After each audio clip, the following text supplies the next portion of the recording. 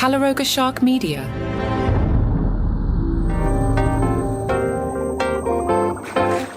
The Wall Street Journal profiled Louis C.K. under the headline, Louis C.K. doesn't need everyone to like him. And hello, I'm Johnny Mac with your Daily Comedy News. Now, this came to me from friend of the show, Scott Beckett. Now, you're not supposed to do this at the top of the podcast. You're supposed to get right to it. So I'm breaking all the rules here. But I got to talk to friend of the show, Scott Beckett. Scott, I assume you're reading the Wall Street Journal because you're trying to figure out how to make money. Are you not paying attention, my friend? Here's how you make money. You purport to be like a kind of a nice guy hosting a comedy podcast. This is a long con. You got to put some time into this. And then what happens is someone will invite you into their football pool, not knowing that they've invited a total shark who's just going to bleed your wallet $100 at a time every week, just taking your football pool money. That is how you make money. Did you not listen to the gambling ads for 2 years? Do you not listen to me give picks and they're always on point? I digress. Louis doesn't need everyone to like him. Well, that's true. CK's out plugging his new book, Ingram, which the Journal says signals a new chapter for CK in more ways than one. He once ranked among the world's most successful stand-up comedians, respected for his skew on heavy topics such as religion and mortality, and elevated to auteur status by his quasi-autobiographical Louis, an Emmy-winning series he wrote, produced, directed, and edited. But then, in 2017, his standing imploded when he confirmed allegations that he had engaged in a pattern of, stuff. We've talked about it. Don't want to go there. The Journal says since then, CK's been living a split existence, a pariah to some former fans and much of the corporate entertainment world, and a secret superstar, as he calls himself, among the people who still flock to his shows. I talked about that the other day. Mainstream not going to let him back in. Of course, the Wall Street Journal's kind of mainstream, and yet he can probably sell out the Garden. CK said, on stage, I'm perfectly okay with any outcome. With writing, I have thinner skin because I'm not as confident. The Journal was curious. What are you doing differently this time out? CK said, I did a show at MSG almost 3 years ago. I walked off stage and I said to myself, you don't have to do it anymore. I didn't just take time off. I quit, and it was a beautiful clean out. I wrote this book. I took sculpture classes and painting classes. I was being creative without ego because I wasn't performing. And then I started thinking of jokes and making myself laugh. It's like a bladder filling up. I thought, well, you don't have to be a comedian, but you have a membership to the club. So I started doing sets at the Comedy Cellar, just feeling what it was like on stage, and it felt awfully good. When I started putting together this set, I made some rules. I'd never done that before. Don't charm the audience. Don't make a point. Don't have an opinion. I'm seeing the audience more than I ever did before as individuals with different faces. And I'm talking directly to them. I'll let stuff sit for a minute and look at them beyond the laugh, how they feel. I also got interested in trying different energies. Like there's one about beating up an old lady to get her donuts, and I say, I had to hurt her really bad, and I try to really honestly feel remorse. Good stuff there. We'll pick up that a little bit more tomorrow. And Scott, thank you for sending it over, and I look forward to taking your money again this week. Actually, it's a very Scott show, because he's also the guy that sent over this Nikki Glaser thing where she talked to Pure Wow. This was the thing from, was it yesterday, where she was hawking the Alexa Plus? Well, Pure Wow asked her about the Golden Globes and how you deal with the nerves. Nikki Glaser said, I learned a breathing technique from my voice coach on The Masked Singer. She taught me that when I'm backstage and my heart is racing, I breathe in for 4 seconds, hold it for 8, and breathe out. Repeat that 4 to 5 times. That slows my heart rate down, and during the breaths, I just repeat a mantra in my head that another coach gave me.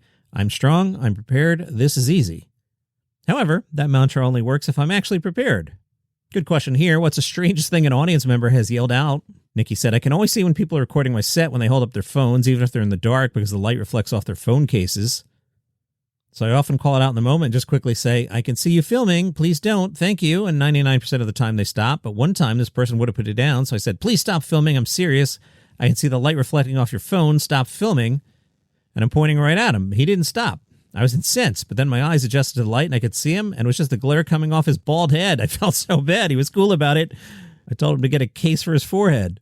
Pure Wow asked, what's a question in your search history that you really should have known the answer to already? Nikki said, how old is Brad Pitt's new girlfriend? As a 41-year-old woman in Hollywood, this should be common knowledge to me. People are mad at Tim Minchin. This from The Guardian. The backlash came after Tim Minchin appeared to congratulate himself for not cheating on his wife. Tim was on the Inherited podcast. He talked about the challenges of fame, temptation, and his long marriage to Sarah. We married in 2002. Tim said, I got myself in this situation, and I got very close to doing the wrong thing. There was a time, I don't think Sarah will mind me saying this, where she's like, Tim, don't tell me this stuff. Just do the right thing. Don't come to me with like almost. Tim said, it's not in my nature to think that the goal of life is to get the best version of everything. I'm not someone going, well, what are the imperfections of my relationship? I might be able to get a better one. It's not what I'm interested in. I'm not interested in trying to find a younger, smarter, hotter partner. I'm interested in a nice life where we have a lovely companion. People did not like that. They went on the Inherited Podcast Instagram page and wrote, the bar's on the floor and Tim is praising himself for hitting it. Not cheating on your partner and actually wanting to be with them is the bare minimum, my guy. Another said, the way he talks about his wife in this is pretty demeaning. I feel sorry for his wife. Imagine thinking this is praiseworthy. One more, nothing says I love you like, I decided to settle for this. I got to work with Tim a few times back in the day. He was relatively unknown in the States when we got to know him. Saw him at the Chicago Comedy Festival one night. Was absolutely blown away by how talented he is. And we did Tim Minchin Week up at Sirius or Sirius XM. I think it was pre-merger at Sirius. And I just had a good time celebrating his comedy. He is really talented, but I don't think these social media observations are insane. Charlie Berens. He'll have a YouTube special out on December 1st. He brings his particular brand of Midwestern nice to the latest hour, full of stories of growing up, one of 12 children, sneaking beer into church, gambling with grandma, and Midwest cheap hacks. Here is a trailer, slightly edited. Midwest cheap, it's a hereditary disease. My mom had 12 kids and no epidural. That is either the most badass thing you can do as a human being or the cheapest. I'm not sure which. Sorry I brought beer into church. Not really a wine guy. Thought it was BYOB for the JC. Like, that's not child labor, lady. Child labor is what made the golf bag. That's where Nike got its slogan from. Just do it. So Theo Von was reflecting on his recent special taping, which by all accounts, including Theo's, did not go so well. Theo said, I just wanted to have a little bit of more story to it, which is the reason why I was trying to have a little bit more feeling and emotion so I could kind of have more storyline in there about growing up in life. And maybe I was trying to do too much. I don't know. But you start to realize that these are like photo albums. Neil Brennan said to me for the show, he goes, hey, this will be the last time maybe you ever do this material. So go out and have a great time with it. Enjoy it. Take your time with it. These are the things that brought you close to people and have brought people out and hopefully sometimes made people laugh. Theo Von said, there was a thing where I was directing in my head because I wasn't getting certain information. I was like, well, if the stool was here in the first taping, does it need to be there in the second one? And where do I put it when I move it? Little things like that. And then they had 5 extra people that didn't need to be there. Everything was just kind of like a lot. Billboard asked Leanne Morgan about the manosphere, specifically saying the Theo Vons, Joe Rogans, and Andrew Schultzes of comedy. Leanne said, I don't know those boys. I did meet Andrew Schultz at the Tom Brady roast. Honestly, I got to go to Tom Brady's roast, and I swear, I thought Gronk was flirting with me. I thought, Lord, I'm a grandmother. Is Gronk flirting with me? But he wasn't. He's been hit too many times. His eyes, I thought they were looking at me, but they weren't. I met Shane Gillis. I never met Joe Rogan.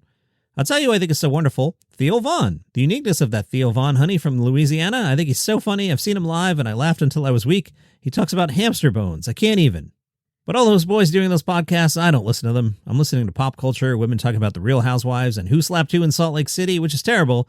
I should be listening to something informative. All those boys, they're a big deal, I guess. And you know, I love men. I was on Nate's podcast the other day. We did a charity event last night. He was hilarious. We talked about going to marriage counseling with his wife and McDonald's. He can sit and talk about McDonald's and blow your mind. I think I'm in a lane by myself, even among female comedians. I'm 60 years old and a grandma. All these girls doing comedy have got pretty legs and short skirts, so I'm in a big girdle. All right, the comedy festival's wrapping up. Again, big thanks to the Flyover Comedy Festival in St. Louis for finally a comedy festival having a website that is useful, where you can see things. The main show tonight at 7 o'clock at Tropical Liqueurs is Dulce Sloan. That'll put a wrap on that one, so I can now delete that tab and get some memory back, some RAM. If you want to start the New York Comedy Festival today at noon at the Program NYC, it's Comedy Records Hoops, or maybe it's Comedy Records Hoops. Anyway, it's comedians versus industry. They apparently are playing basketball. At 3 o'clock, it's the 10th annual Hot Guy Draft, a comedy fantasy event. Comedians use their expertise in the field of hotness and plenty of help from the audience to build a team of 2025's hottest celebrities, characters, and even cartoons. On that show, Josh Gondelman, Zach Zimmerman, Joelle Nicole Johnson, Jay Jordan, and others. All right, that's fun. Todd Glass, 8 o'clock, Second City. The man can sell out New York City night after night, week after week. Todd Glass, America's #1 comedian. Nobody more popular, nobody more famous. It is absolutely incredible, the run that Todd Glass is on. Jenny Zagrino, I'm a fan of hers. She's at New York Comedy Club at 7. Louis C.K. at the Beacon again at 7:30. We're going all the way down to the wire, and New York Comedy Festival still can't get their website together. Back to back, we have the 2025 Salem Witch Trial at 9 o'clock, and then the next item on the website is the 2025 Salem Witch Trial at 9 o'clock. Secret headliner at New York Comedy Club at 9:15. And that's a wrap on the New York Comedy Festival. Another tab gets deleted, and Johnny Mac gets a little more RAM. And let me leave you with this awful thought from TMZ. Bill Maher confirmed some rumors. The rumor was that before filming his show back in the 1990s, Bill Maher would take care of himself. Nudge, nudge, know what I mean? Say no more. Bill shared this with Cheryl Hines, as one does. Cheryl Hines, of course, married to RFK Jr., so I'm sure she's had weirder things said to her by men. Bill explained the only way he could sneak in a nap before filming Politically Incorrect was, Bill said his wild nights out clubbing left him dragging into work hungover. What a professional, and desperate for a pre-show nap. Everything went fine until he was doing his pre-show ritual and someone walked in and the story got out. I'm sure Cheryl Hines was thrilled to find out this anecdote. And that is your comedy news for today. I have to go watch football and take another $100 from Scott Beckett. See you tomorrow.